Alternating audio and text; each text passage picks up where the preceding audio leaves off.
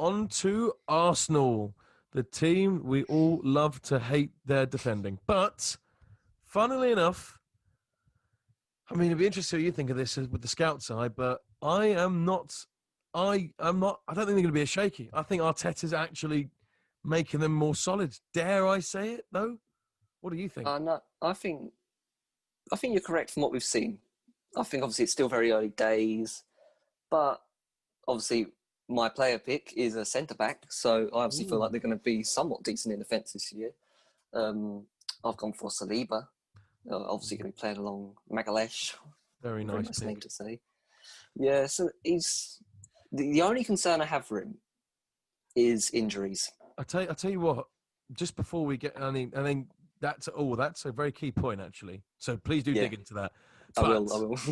I know that there'll be a lot of Arsenal, maybe not Arsenal fans, but certainly a lot of fantasy football players who will not potentially be aware of Saliba. So for those of us who are unaware, where did he come from? What makes you getting kind of excited about him?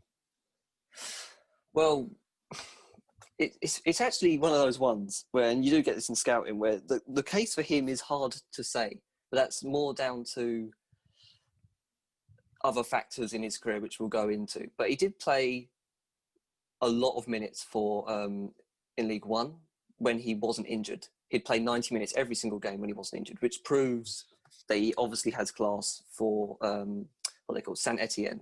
Yes.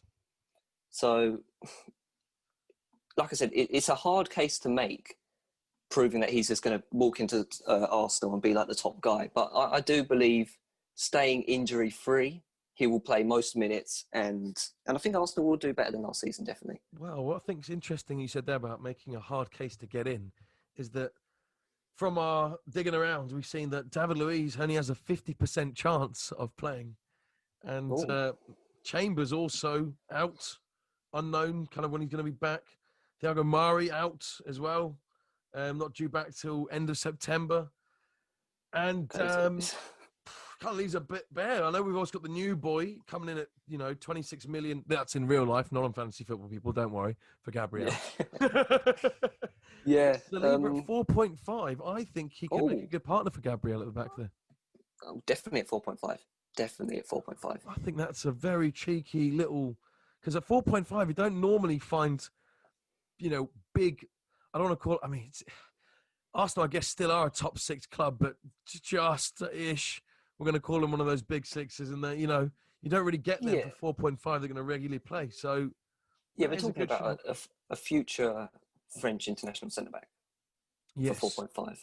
But hamstring and metatarsal injuries last season kept him out for, I think, about 16 games in total. Ooh, so maybe that's where the gamble comes into play. Yeah, so I would say he's one to have for 4.5 million, but I would monitor him very carefully and be aware that injuries are in his repertoire. I bet you're making Arsenal fans ecstatic at the moment with an already depleted backline. Well, no, but these are the things. These are the things that you got to keep an eye out on. He's a very good player, and like I said, when he wasn't injured at Saint Etienne, he would play 90 minutes every single game.